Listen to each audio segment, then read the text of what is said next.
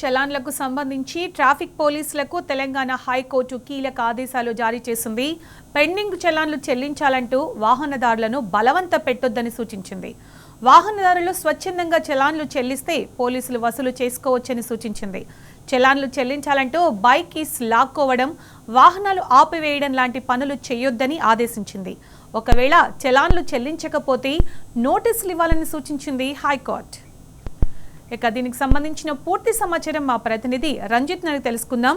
రంజిత్, చలాన్లకు సంబంధించి ట్రాఫిక్ పోలీసులకు హైకోర్టు కీలక ఆదేశాలు జారీ చేసింది. బలవంతంగా వసూళ్లు చేయొద్దు, వాళ్ళు చెల్లిస్తే తీసుకోండి, లేదంటే వాళ్ళకి నోటీసులు ఇవ్వండి అని చెప్పడం జరిగింది కదా. అప్డేట్స్ ఏంటి దీనికి సంబంధించి?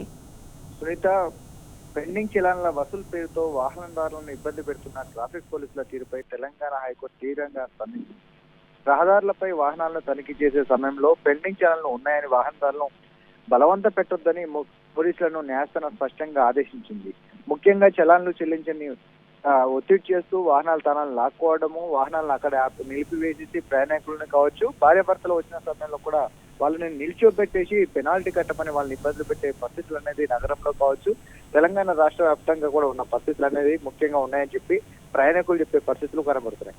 ముఖ్యంగా చట్ట విరుద్ధం అని చెప్పేసినటువంటి కోర్టు పోలీసులు విధులను నిబంధనలను పర్యవేక్షించాలి, కానీ బస్సుల్లో చేయడంలో ఇబ్బందులు పెట్టొద్దని కూడా స్పష్టంగా చేసినట్టుగా కనపడుతుంది.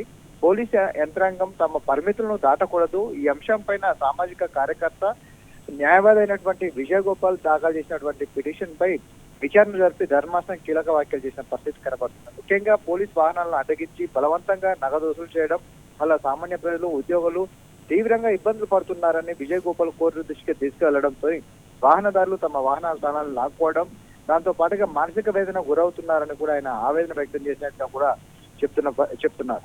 ముఖ్యంగా ఈ వాదనలో ఏకీభవించినటువంటి హైకోర్టు పోలీసు యంత్రాంగం తమ పరిమితులను అతిక్రమించకూడదని కూడా వార్నింగ్ ఇచ్చినట్టుగా కూడా తెలుస్తుంది. చట్టపరమైన పద్ధతిలో కోర్టు నోటీసులు పంపించాలి తప్పితే బలవంతంగా వసూలు చేయొద్దని కూడా చెప్పిన పరిస్థితి కనబడుతుంది. చలాన్ల చెల్లింపు విషయంలో హైకోర్టు ఒక స్పష్టమైన విధానాన్ని వెల్లడించడంతో ఒకవైపు చలాన్లు క్లియర్ చేసే విషయంలో వాళ్ళు క్లియర్ చేయకపోతే వాళ్ళకు నోటీసులు అందించాలి తప్పితే వాళ్ళని ఇబ్బందులు పెట్టే పరిస్థితి అనేది కూడా ఎక్కడ రావద్దనే పరిస్థితి కూడా దాదాపు తెలంగాణ రాష్ట్రంలో కూడా కనబడుతుంది. ముఖ్యంగా హైకోర్టు ఇచ్చిన ఈ తాజా ఆదేశాలతో లక్షలాది మంది వాహనదారులకు పెద్ద ఊరట లభించినట్లయితుంది. ముఖ్యంగా ఆ నగరంలోని ట్రాఫిక్ చలాన్ల కోసం వెంటాడుతున్నటువంటి ట్రాఫిక్ పోలీసులు ఈ తీర్పును అనేది ఏ విధంగా ఉంటుంది, ఈ తీర్పు అనేది కూడా ఏ విధంగా పోలీసులకు ఎట్లా అడ్డుకొట్టగలుగుతుందని కూడా వేచి చూడాలి.